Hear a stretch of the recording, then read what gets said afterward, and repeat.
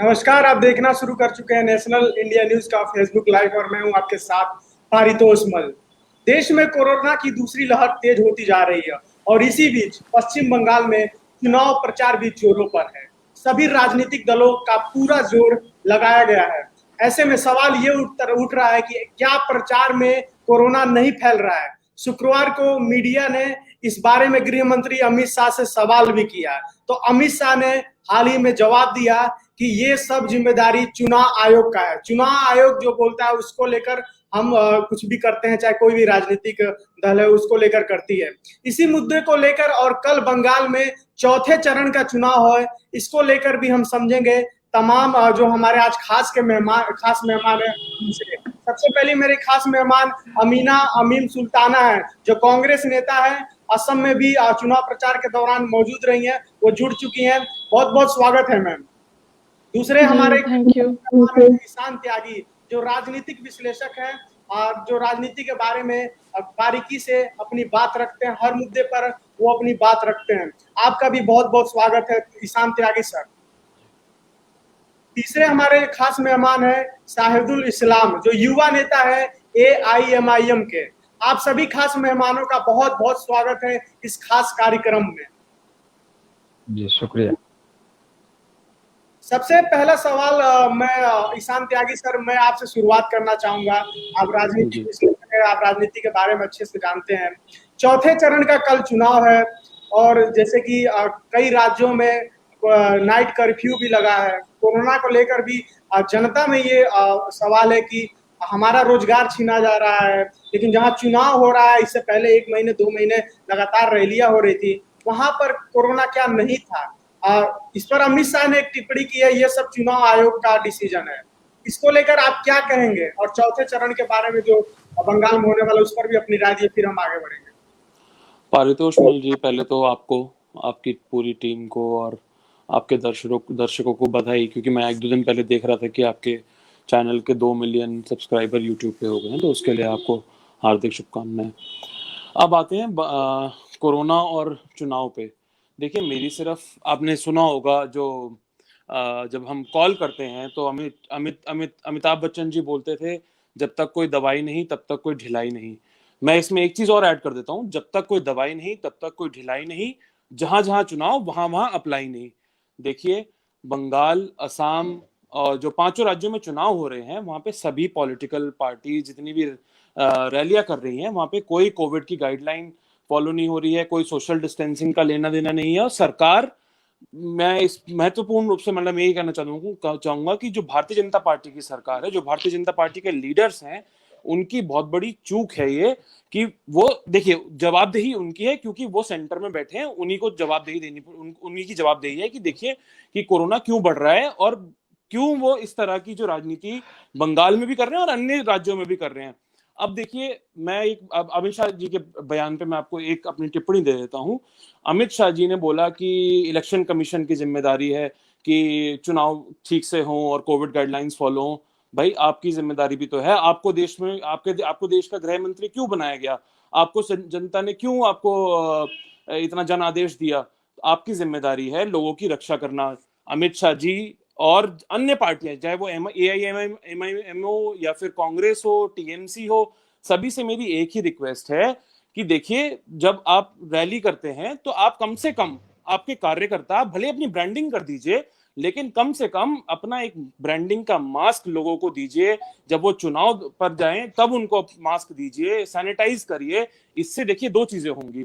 एक तो लोगों में अवेयरनेस होगी कि अच्छा ठीक है, कोरोना से हमें बच के रहना है और मास्क हमेशा पहन के रहना है। और किसी के घर में जो अफोर्ड नहीं कर सकते मास्क, जिनको इतनी जानकारी नहीं है, उनके उनके घर में एक एक मास्क जाएगा प्रति व्यक्ति। तो ये चीजें ये चीजें सभी राजनीतिक पार्टियों को ध्यान में रखनी चाहिए। जी बिल्कुल सर, आप बिल्कुल सही। इसी सवाल को लेकर मैं इस्लाम आपके पास आना चाहता हूँ, शाहिदुल इस्लाम। आपकी पार्टी भी 2 सीटों पे चुनाव लड़ रही है। वैसे तो सारे सीटों पे लड़ना चाहिए, लेकिन क्या वजह है कि 2 ही सीटों पे लड़ रही है? हार का डर है या पहले ही आप मान चुके हैं कि हम हार जाएंगे, आपकी पार्टी हार जाएगी? तो आप क्या कहेंगे इस पे? आपकी भी पार्टी तो गाइडलाइंस नहीं फॉलो कर रही है। जी, शुक्रिया। और प्रत्युष साहब, सबसे पहले मैं आपको सही कर दूं कि हमारी पार्टी जो है 6 सीटों पर चुनाव लड़ रही है, 2 सीट पर नहीं। 6 सीटों पे। जी जी, 6 सीटों पर। और जहां तक गाइडलाइंस मानने की सवाल है, हम अपने पार्टी की तरफ से कोशिश कर रहे हैं। जैसे कल हमारे मालदा में प्रोग्राम रहा, मालतीपुर में, तो हमने कोशिश की कि लोगों को दिया जाए, लेकिन ऐसा होता है कि सदर साहब को देखने हम सोचते हैं कि इतने लोग आएंगे, ज्यादा आ जाते हैं, तो फिर जब देने जाएंगे तो फिर कुछ ना कुछ ये होगा, हंगामा होगा, तो इसलिए जो है नहीं कर रहे हैं। और जहां तक आपका सवाल है कि 6 सीटों पर ही या 2 सीटों पर ही क्यों लड़ रहे हैं, ज्यादा क्यों नहीं पहले लड़ रहे हैं, आया तो था, भाई बाद में अपडेट आया नया। आप कार्यकर्ता तो आपको ज्यादा जानकारी होगी, तुरंत अपडेट मिल जाता है।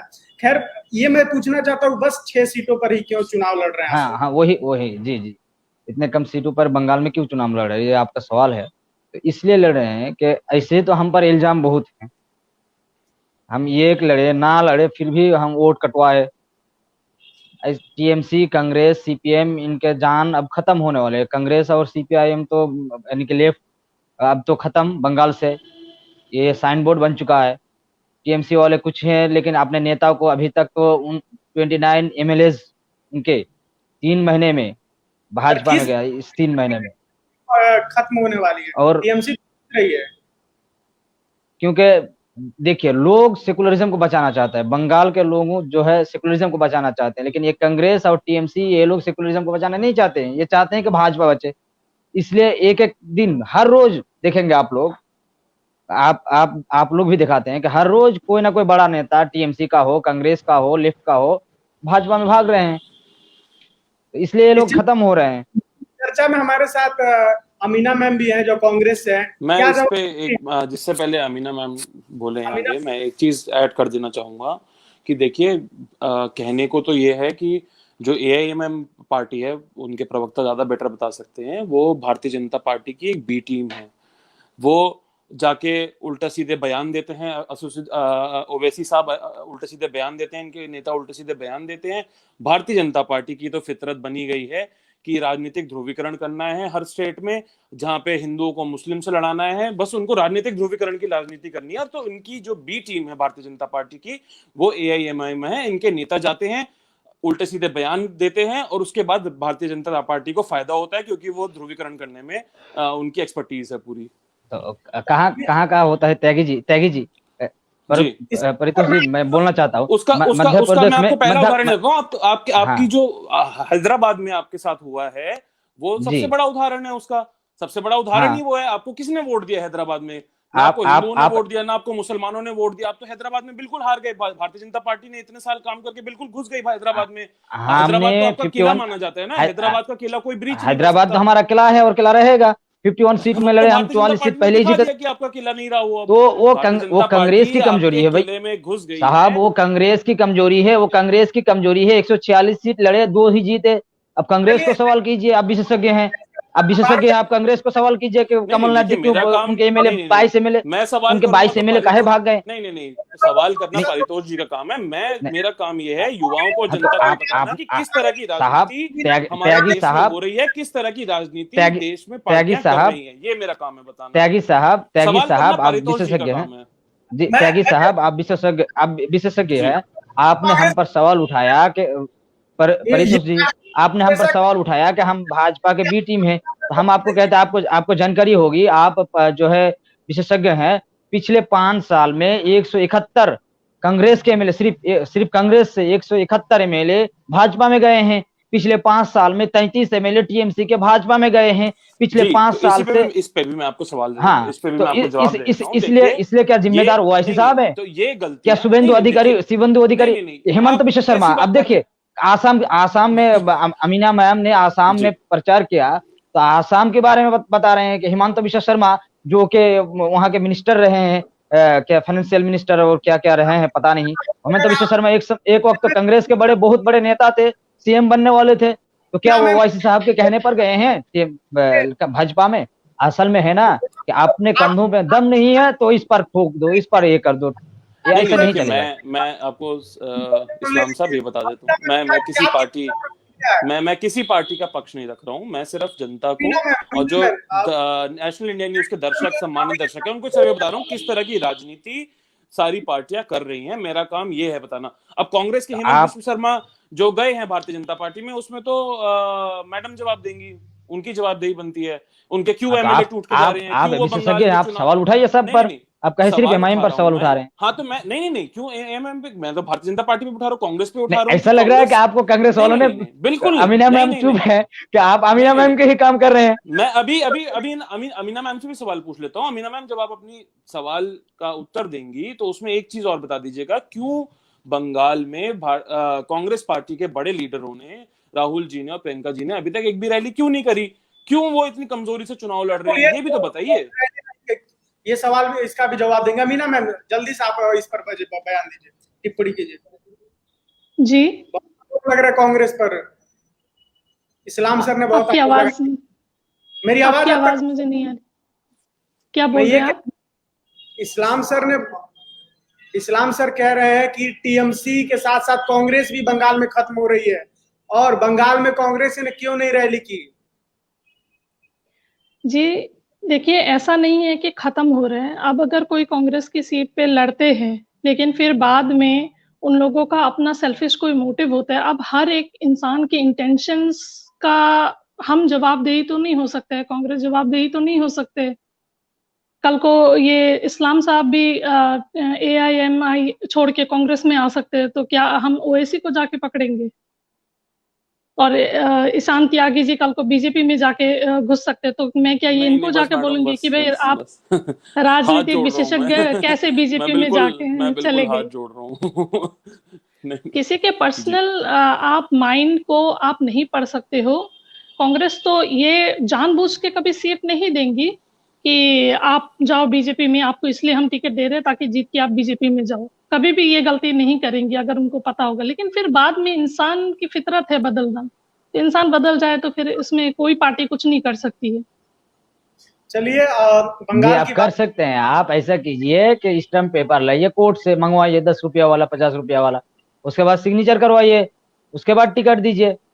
लेकिन आप ऐसा नहीं करते हैं, क्योंकि आप कांग्रेस ही तो आरएसएस में, लगता है इस्लाम साहब की पार्टी करवाती है ये काम। हम जिम्मेदारी लेके कह रहे हैं, हम जिम्मेदारी लेके कह रहे हैं, हम जिम्मेदारी लेके कह रहे हैं कि हमारी पार्टी को जरूरत होगी तो आप भी यही काम करेंगे, आप भी यही काम करेंगे। हम जिम्मेदारी लेके कह रहे हैं कि आप दिखा दीजिए एक भी कार्यकर्ता को जो एमआईएम में था और वो भाजपा में गए। जब नहीं अभी एक कार्यकर्ता नेता को छोड़िए, नहीं आपकी तो भाजपा में आपकी पार्टी के लोग जा ही नहीं सकते, क्योंकि आपकी पार्टी के लोगों का भाजपा में किसी को जरूरत नहीं है। जी, भाजपा में आपकी पार्टी के, इस्लाम साहब की पार्टी की किसी भी कार्यकर्ता की जरूरत नहीं है। अगर आपकी पार्टी के कार्यकर्ता बीजेपी में जाएंगे तो बोलेंगे क्या? इस्लाम के अगेंस्ट में बोलेंगे, वो तो एआईएम वाले होने नहीं देंगे। सरकार मैडम कांग्रेस नहीं बन रही है, मजबूत सरकार बन रही है, मजबूर सरकार बन रही है। जी बिल्कुल मजबूत सरकार बन रही है, मजबूत बन रही है। ये सुन के हंसी आ गई अमीना मैडम। 22 एमएलए 22 जो उम्मीदवार हैं आपके गठबंधन के, काहे जयपुर शिफ्ट किया आज? सवाल रिजल्ट तो आने दीजिए। सवाल का देने दीजिए पहले, फिर आप बोल लीजिएगा।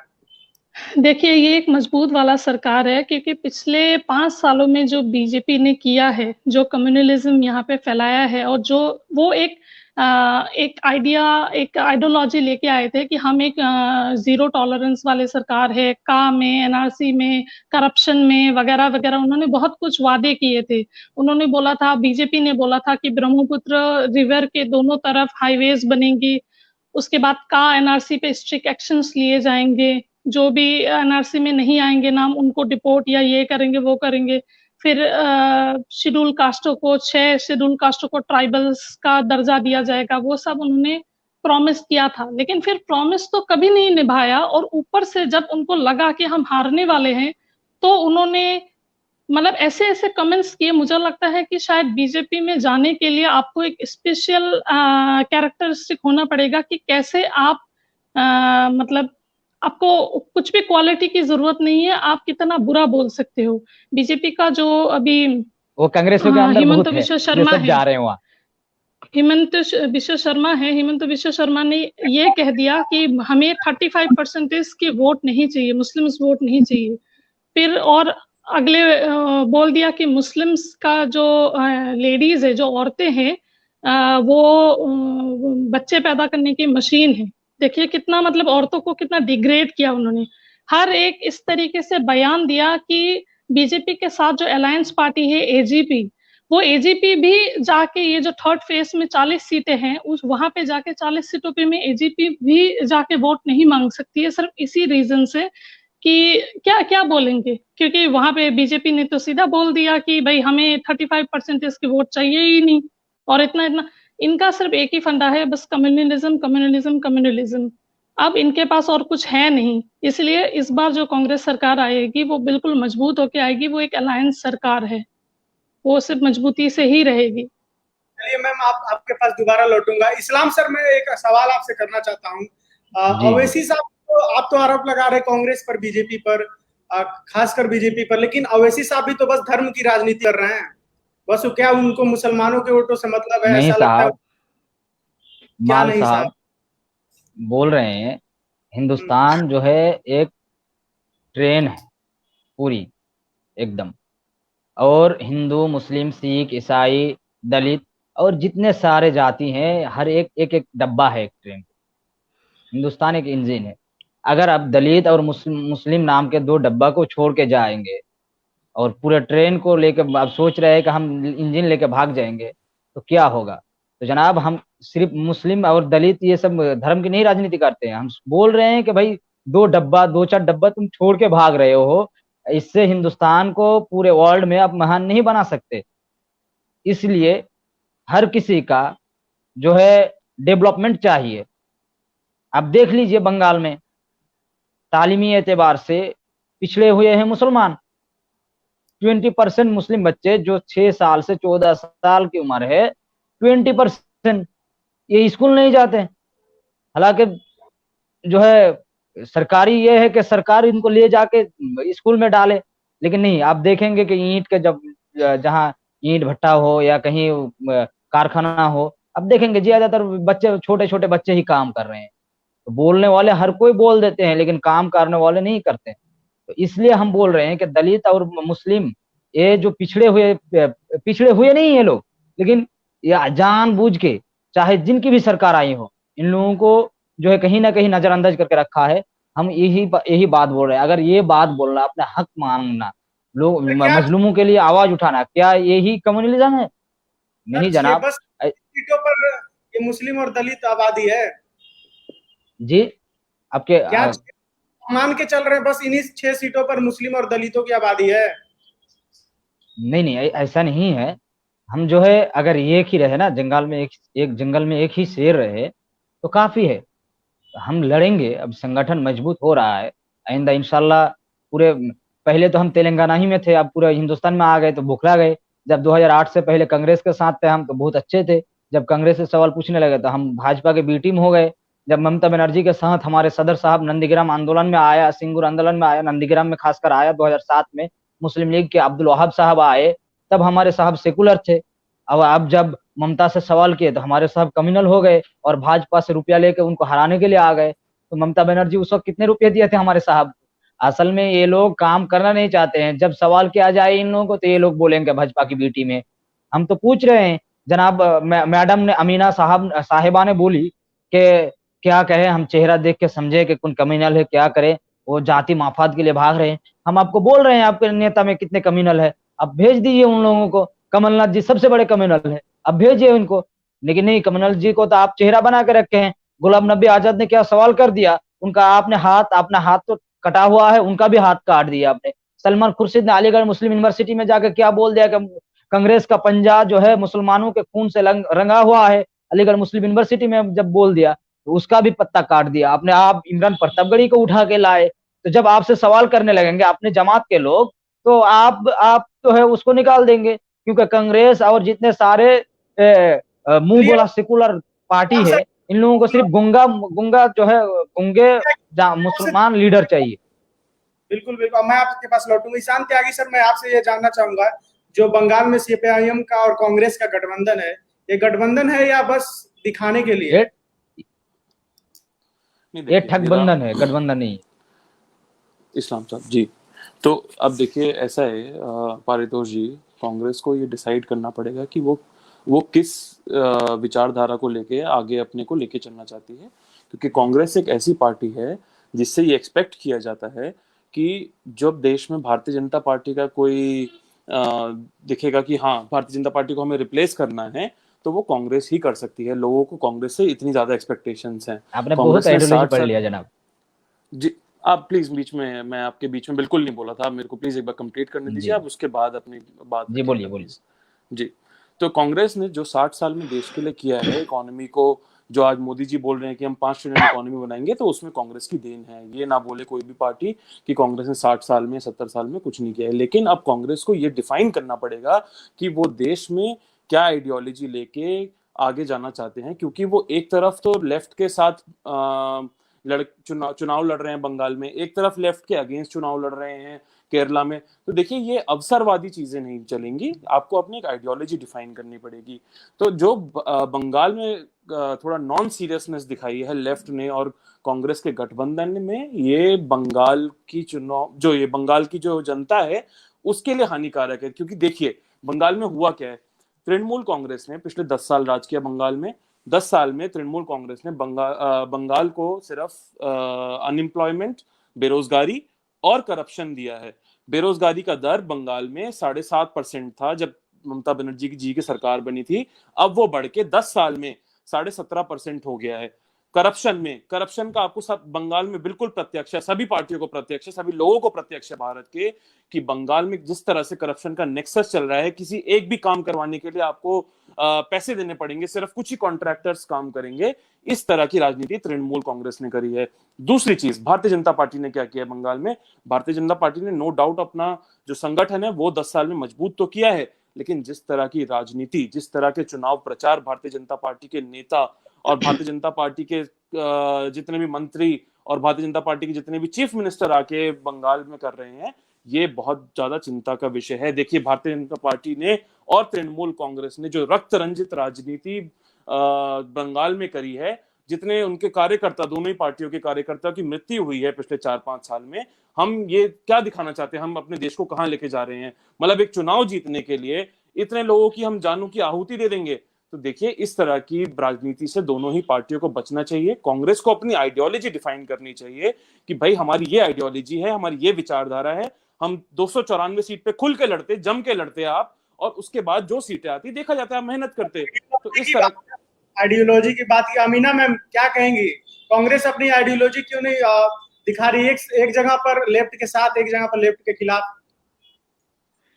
जी, कांग्रेस की जो आइडियोलॉजी है, कांग्रेस अपनी आइडियोलॉजी के साथ ही है, और कांग्रेस अगर बदनाम है तो इसी आइडियोलॉजी के वजह से ही बदनाम है। आज अगर कांग्रेस का ये हशर है कि इतना सीट्स कम हो गए हैं, तो फिर इसलिए नहीं कि कांग्रेस ने डेवलपमेंट नहीं किया, कांग्रेस ने बहुत डेवलपमेंट किया, लेकिन कांग्रेस को एक जो कम्युनलिज्म जो हुआ उसमें जो मतलब बताया गया या शो किया गया, एडवर्टाइज किया गया, वो यही किया गया, इसी बात पे किया गया कि देखो कांग्रेस की आइडियोलॉजी ये है, वो सेकुलर है, वो मुस्लिम्स के भी साथ है, दलित के भी साथ है, मतलब तो इनको वोट ना दो, तो लोग थोड़े कम्युनल हो भी गए।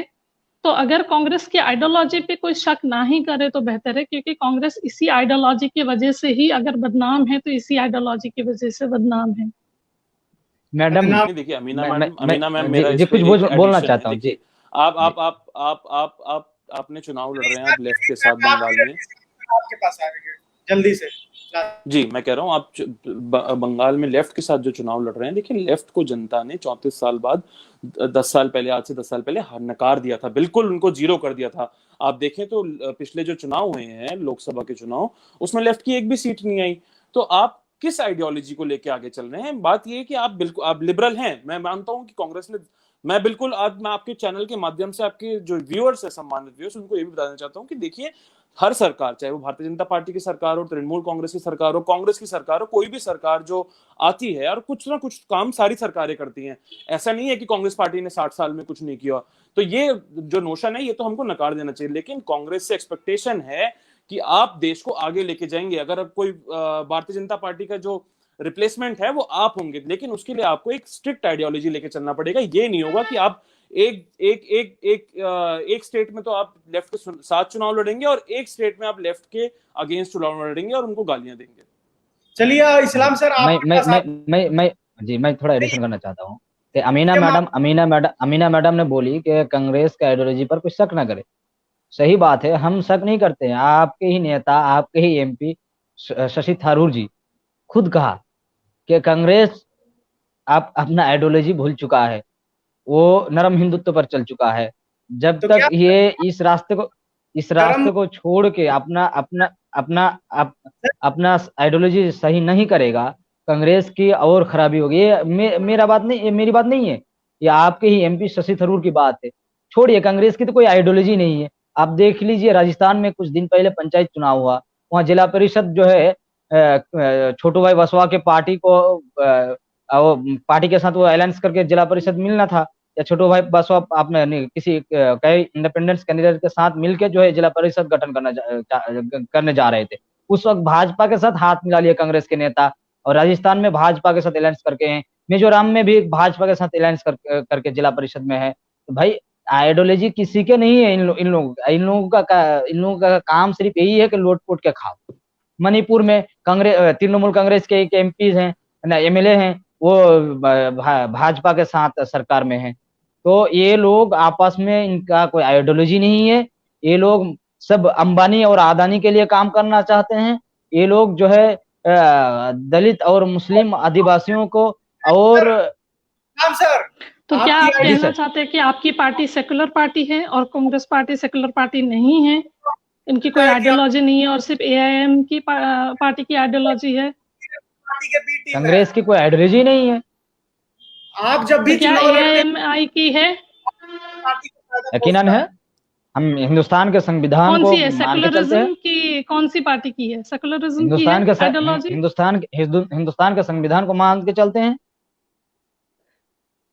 मान के तो चलते हैं, लेकिन आप क्या बोलना चाहते हैं कि आपकी अगर पार्टी हमारे है तो फिर आप भी लड़िए पूरे हिंदुस्तान में, जैसे कांग्रेस लड़ रही है, कांग्रेस हर किसी के साथ लड़ रही है, तो आप भी लड़िए। बौखलाहट में आ गए, आपकी पार्टी बौखलाहट में आ गई, आपकी पार्टी बौखलाहट में। मुझे आप देख सकते हैं बौखलाहट में, तो आप आ गए। सॉरी, मेरी जबान बंगाली है, इसलिए तो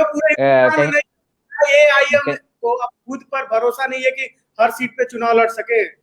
जब यकीनन हम लड़ेंगे, यकीनन हम लोगों को खुद पर भरोसा है। मैंने कहा, और लड़ेंगे। मैं ये कह रही हूँ, मेरा ये बोलना है कि Congress party is a secular party, तो कांग्रेस पार्टी किसी भी कहीं पे भी जाके किसी के साथ भी गठबंधन करते हैं तो वो कर सकते हैं, भाजपा के साथ भी गठबंधन कर रहे हैं। लेकिन आप एआईएमआईएम नहीं कर सकती है। आप कर सकते हैं बीजेपी यकीनन भाजपा के साथ, हम यकीनन भाजपा के साथ यही गठबंधन नहीं करेंगे। तो आप किस क्या आप भाजपा को सेकुलर मानती है? क्या आप भाजपा को सेकुलर मानती है? मैं तो भाजपा को सेकुलर नहीं मानती। आप तो वही बोल रही है, कि हम आप सेकुलर है? हम कभी भाजपा के साथ नहीं जा सकते। हमारे कोई कार्यकर्ता भाजपा के साथ नहीं जा सकते। आप कहना यकीनन हम सेकुलर हैं, यकीनन हम सेकुलर हैं, यकीनन हम सेकुलर हैं। बंगाल में लड़ना चाहिए था 6 सीटों में, क्यों? हम तो हर एक सीट में आपको देना चाहिए था अपना कैंडिडेट। आपको भी हर एक सीट में देना चाहिए था। 92 में सिर्फ क्यों दिए? हम जहाँ पे गठबंधन में है तो हम वहाँ पे नहीं दे रहे वो, लेकिन हम लड़ तो रहे हैं। तो कहे गठबंधन के, आप अकेले क्यों नहीं लड़े? अरे सर, आप नहीं बताएंगे कांग्रेस को क्या करनी चाहिए? आप ये नहीं हमको क्या करनी चाहिए? ये तो कांग्रेस से हम नहीं सुनेंगे ना। लेकिन आप पर आरोप लगता है कि भारतीय जनता पार्टी की आप सबको बोल रहे हैं, मैं तो आपको कुछ बोल भी नहीं रही थी, आपने बीच में टोका। आप गेट करेंगे तो आंसर लेने के लिए भी नहीं मैडम, नहीं, यकीनन मैडम, आपके अधीर रंजन चौधरी जी का क्या हश्र होता है 2024 तक देख लीजिए। मुर्शिदाबाद के बहरमपुर से हमेशा जीत आ रहे हैं। 70 साल से कांग्रेस राज कर रही है, एक विश्वविद्यालय नहीं है हुआ। 80 लाख की आबादी है, हिंदुस्तान के टॉप 10 पॉपुलेशन वाले डिस्ट्रिक्ट हैं, और वहाँ एक यूनिवर्सिटी नहीं है। आपके पास लौटूंगा। ईशान त्यागी सर, जल्दी से आप इस पर टिप्पणी कीजिए, इस बहस पर। अगर हम ये सवाल करते हैं तो हम कम्युनल हो जाते हैं। नहीं देखिए, इस्लाम साहब जो कह रहे हैं वो बिल्कुल मैं उससे इत्तेफाक नहीं रखता, क्योंकि इस्लाम साहब कितना उनकी पार्टी या उनके नेता कितना कॉन्स्टिट्यूशन में, कितना लोकतंत्र में मानते हैं, मुझे इतना उसका सही उत्तर तो उसी दिन मिल गया था जिस दिन छोटे ओवैसी साहब का हमने सबने वो वायरल वीडियो देखा है जहां वो चिल्ला चिल्ला के बोल रहे हैं कि हम यहाँ से इनको भगा देंगे। ये मतलब जहां वो सीधा सीधा डायरेक्ट हमला आदित्यनाथ जी पे कर रहे थे और ये बोल रहे थे कि एक बार पुलिस हटा के तो देखिए उसके बाद हम क्या हश्र करते हैं। वो दिख रहा है कि ये कितना लोकतंत्र में और कितना लोकतंत्र की जो हमारी ऑर्गेनाइजेशंस हैं उनमें कितना बिलीव रखते हैं। ये साफ साफ हमने उसी दिन देख लिया था। छोटे ओवैसी साहब जी चिंगाड़ रहे थे और वो बहुत बड़े लीडर बन गए थे उस दिन। देखिए अब बात करते हैं हम जो बंगाल में, देखिए असली मुद्दे क्या होने चाहिए। हमारे बड़े ओवैसी साहब, छोटे ओवैसी साहब बड़े बड़े लीडर हैं, इसलिए तो आप उन पर चर्चा करते हैं। तो वो छोटे लीडर हैं, वो छोटे लीडर हैं, छोटे ओवैसी साहब आप उनको कुछ मानते नहीं है। सब बड़े लीडर हैं हमारे। छोटे लीडर को नहीं, आप छोटे वाले ओवैसी साहब को कुछ मानते नहीं है क्या? बताइए, या तो वो बोल दीजिए उनकी कोई वैल्यू नहीं है। यकीनन वो हमारे लीडर हैं और बड़े लीडर हैं। बस तो पप्पू के जैसा थोड़ी आप उसकी नहीं, वही कर, वो पप्पू है क्या है मुझे नहीं पता। देखिए छोटे ओवैसी साहब पप्पू साहब के जैसा जो अभी तक बंगाल नहीं आ सके। 92 सीट पर अपने पार्टी को उतर रहे हैं, चौथे चरण चल रहा है, कांग्रेस के कोई बड़े नेता नहीं आया बंगाल। अगर आप किसी को इस तरीके से आप नेम कॉलिंग करने लग जाएंगे, अब मैं तो नहीं कर सकती हूँ नेम कॉल। देखो मैं आपके स्तर तक नहीं जा सकती हूँ, सॉरी। नहीं देखिए इस तरह की नहीं, इस तरह की जो लैंग्वेज है उससे हमें बचना चाहिए। देखिए इस तरह मैं आपको बंगाल के बारे में बता देता हूं। नहीं, हम नहीं बोलते हैं, लोग बोल रहे हैं पप्पू, जैसे कि आप बोल रहे हैं कि हमको लोग बीजेपी की टीम बोल रहे हैं। आप क्या बोल रहे हैं? कौन लोग बोल रहे हैं? कौन लोग बोल रहे हैं? कौन लोग बोल रहे हैं? आप यहाँ पे हम चारों में से कौन लोग बोल रहे हैं? वही लोग बोल रहे हैं जिनका स्तर वहां पे है, जो बोल सकते हैं। हम नहीं बोल सकते हैं। देखिए बंगाल में मैं आपने मेरे से सवाल पूछा था पारितोष जी कि बंगाल में क्या मुद्दे होने चाहिए थे, किस मुद्दों पे ये सारी पार्टियां चुनाव लड़ रही हैं। बंगाल में मुद्दा होना चाहिए था कि हम बंगाल को रोजगार कैसे देंगे। बंगाल में जो सबसे बड़ी दिक्कत है वो दिक्कत आज ये है, मैं आपको एक युवा होने के नाते बता सकता हूँ कि जो बंगाल का युवा है उसको नौकरियां नहीं मिल रही हैं। पूरे देश में भारतीय जनता पार्टी के राज में 45 साल में सबसे ज्यादा बेरोजगारी बढ़ गई है। बंगाल में 17.5% बेरोजगारी है। और जो बंगाल का युवा है, जिस बंगाल ने हमको इतने बड़े बड़े नॉवेलिस्ट दिए, जिस बंगाल ने इतने बड़े बड़े हमको आर्टिस्ट दिए, जिस बंगाल ने इतने बड़े बड़े हमको अच्छे एक्टर्स दिए, उस बंगाल की आज ये स्थिति हो गई है कि वहां का युवा दूसरे राज्यों में पलायन करने को मजबूर हो गया है, वो वहां से भाग रहा है। अब आते हैं स्वास्थ्य की सुविधाओं पे। स्वास्थ्य की सुविधाएं देनी चाहिए थी ये तृणमूल कांग्रेस की सरकार को। एक स्वास्थ्य की सुविधाओं में ज्यादा बढ़ोतरी नहीं हुई है। तीसरी चीज आती है करप्शन से कोई पार्टी हमको निजात देगी या नहीं देगी ये मेरे को नहीं पता। तृणमूल कांग्रेस के राज में तो अति हो गई है करप्शन की। इन मुद्दों पे चुनाव होने चाहिए थे। मैं आपकी चैनल के माध्यम से जितने भी युवा मुझे सुन रहे हैं, जितने भी लोग मुझे सुन रहे हैं, देखिए किसी भी पार्टी को धर्म के आधारित पर या एक चेहरे के आधारित पर आप बिल्कुल भी वोट मत दीजिए। आप ये देखिए कि आपका जो विधानसभा में आपका जो हर पार्टी का रिप्रेजेंटेटिव खड़ा हुआ है वो आपको क्या देना है, वो क्या बात कर रहा है, उसने आपके विधानसभा के लिए कितना काम किया है। अगर आपको लगता है कि आपके एमएलए ने आपके काम के लिए काम किया है तो उसको वोट दीजिए। आपको लगता है कि आपके एमएलए ने आपके लिए काम नहीं किया है तो उसको वोट बिल्कुल मत दीजिए। कोई चीफ मिनिस्टर, कोई नेता आपके पास फिर से दोबारा नहीं आएगा जब आप चुनाव हो जाएंगे अगले 4 साल तक, तो बिल्कुल नहीं आएगा। तो आप अपने जो कॉन्स्टिट्यूएंसी के मुद्दे हैं उस पर वोट दीजिए। बिल्कुल। चलिए, बहुत बहुत शुक्रिया। चर्चा काफी गर्म रहा। अलविदा कहने का मन तो नहीं है, लेकिन समय काफी हो चुका, आधा घंटा से ज्यादा हो चुका है। तो ईशान त्यागी सर और अमीना मैम जो असम में लगातार कांग्रेस की प्रचार कर रही थी, सरदुल इस्लाम जो एआईएम के नेता हैं, उनका भी यही कहना है कि टीएमसी की सरकार और कांग्रेस की सरकार नहीं बन रही है। दूसरी तरफ अमीना का कहना है कि असम में कांग्रेस की सरकार बन रही है। ईशान त्यागी का ये कहना किन जरूरी मुद्दों पर चुनाव लड़ना चाहिए था टीएमसी को।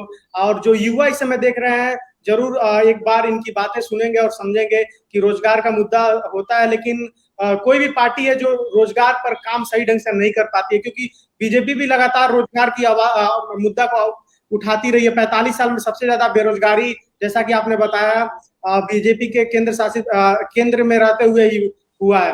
तो आप मैं सभी अगर 1 मिनट का टाइम है तो मैं ऐड कर देता हूँ उसमें कि जो देश में बेरोजगारी का दर है वो 23.5% है, और बंगाल में बेरोजगारी का दर 17.5% है। और योगी बंगाल आदित्यनाथ में जो बंगाल में 1 मिनट इस्लाम साहब, और योगी आदित्यनाथ जो बंगाल में घूम घूम के प्रचार कर रहे हैं, धार्मिक ध्रुवीकरण कर रहे हैं, उनके राज्य में मतलब कि उत्तर प्रदेश में, जिसका मैं खुद रहने वाला हूँ, वहां पे 21.5% बेरोजगारी है। पहले मैं यहाँ की बेरोजगारी साफ कर लेते, यहाँ पे रोजगार देते लोगों को, फिर बंगाल में जाते। जी।